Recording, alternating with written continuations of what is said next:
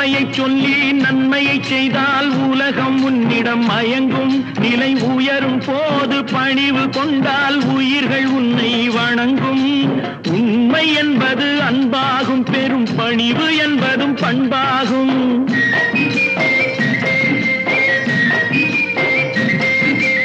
உண்மை என்பது அன்பாகும், பெரும் பணிவு என்பது பண்பாகும். இந்த 4 கட்டளை அறிந்த மனதில் எல்லா நன்மையும் உண்டாகும், எல்லா நன்மையும் உண்டாகும்.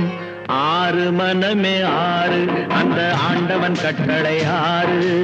6 மனமே 6, அந்த ஆண்டவன் கட்டளை 6.